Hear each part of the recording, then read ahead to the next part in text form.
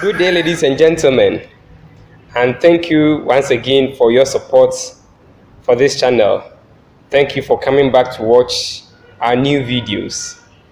I also want to thank you so much for giving me another opportunity to share with you my expertise in the livestock business.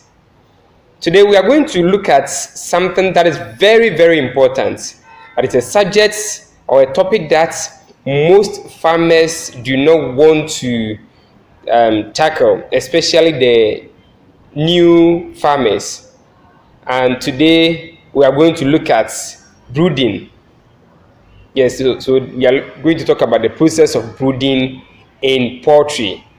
This video is going to be divided into four separate episodes because it entails a lot.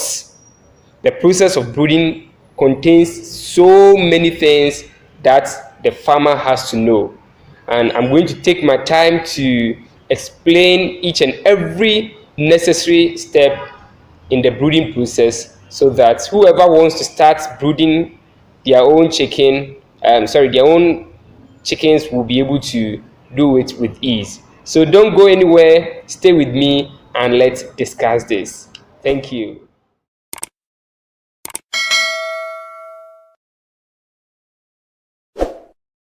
Thank you and welcome back. Before we start our topic, I want to find out from you, how did you feel when you first had to brood your own chickens? The very first time you decided to brood your own day-old chicks, did you take it easy? Was it so easy for you to be able to brood them to the point that you had very low mortality rates? All right, if that was your situation, then congrats.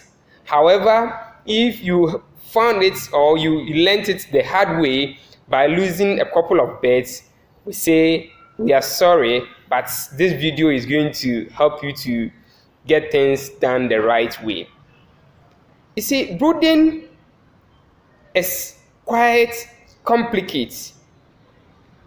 It is a very complicated matter that if you do not get it right, you will not have any more chance to get it right.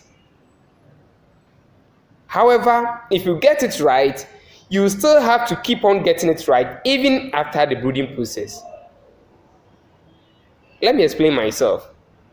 I simply want to explain to you that if you are not able to successfully brood your birds, it's either you are going to lose your birds to the point that you may not even be able to keep on with your poultry farm business, or even if you are able to brood them but you were not successful, it is really going to affect the performance of your birds. If you are going to keep them for meat, that is broilers or any other bird that is kept for their meat, growth performance will be very low and slow. If you are going to keep them for their eggs, that is layers, what it means is that they are not going to give you the number of eggs that they are required to give you in a day. However, even if you are able to successfully brood your birds to the point that you can say that you are okay, you still have to keep on with the other management practices in the poultry farm business. So getting it done the right way is non-negotiable. Okay, so now let's look at what brooding means. When you say brooding, what does it mean?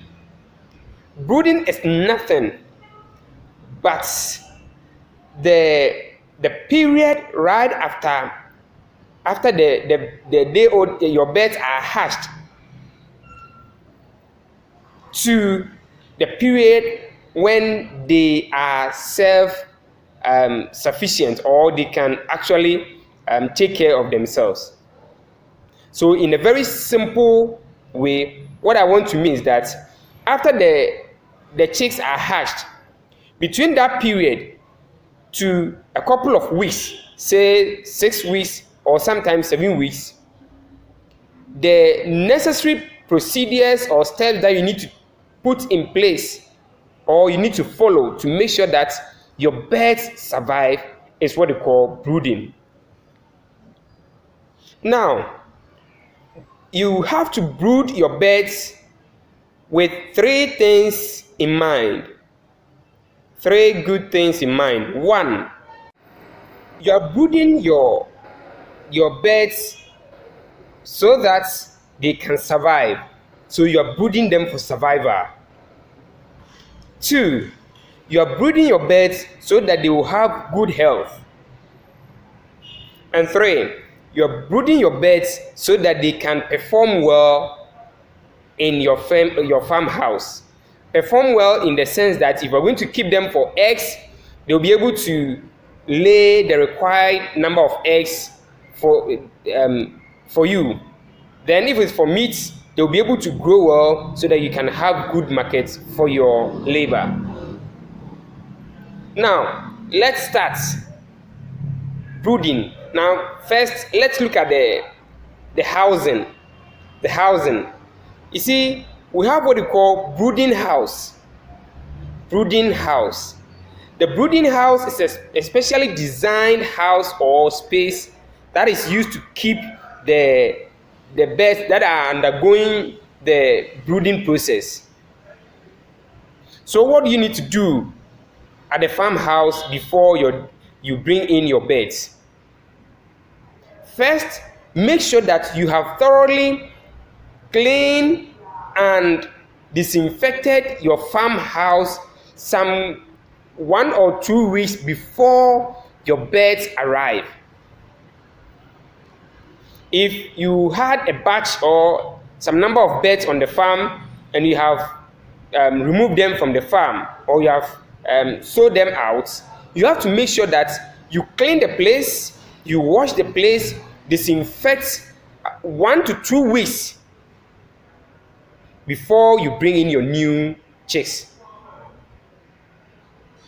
Don't rush to bring in a new batch if you have not done this. If you have not cleaned your farmhouse and you have not disinfected it, you are in to lose if you do this. Now, let's look at the preparation. You have to make sure that the farmhouse is well temperatured. That is, it has a good level of temperature a day or 2 before your birds arrive. In this video or the subsequent ones, we are going to look at the required temperature for your birds as and when they grow. And so for the first time they are brought to the farmhouse, there is a required temperature you should keep in the brooding house. And this temperature should be constant a day or 2 before your birds arrive. Now let's look at what we call brooding rings. Brooding rings. Brooding rings, sorry. Now, when you say brooding rings, it is nothing but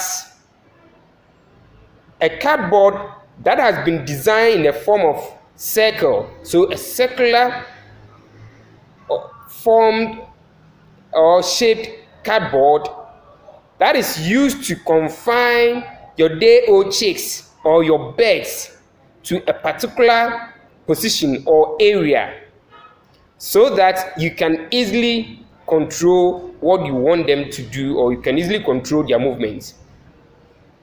So it is nothing but just a cardboard, or you can use any other material that can be formed in circle or can be designed in a circular form, which can contain a number of chicks at a position or at a point in which you can have your birds, you can have your source of heat, you can have your source of light, you can have your feed, you can have your water, all at that point. So you can have a very big brooder room, but with separate or different brooding rings. all with different set of chicks.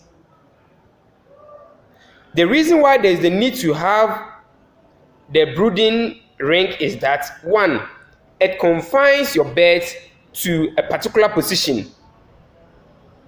You see, when the birds are young, they need to eat and drink at all times so that they can grow well.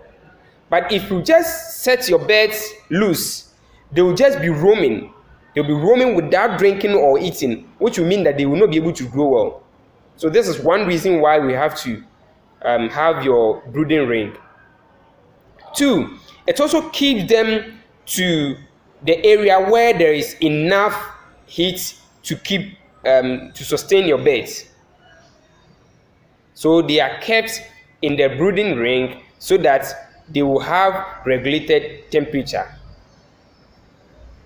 Again, this also helps them to always see their feed and water.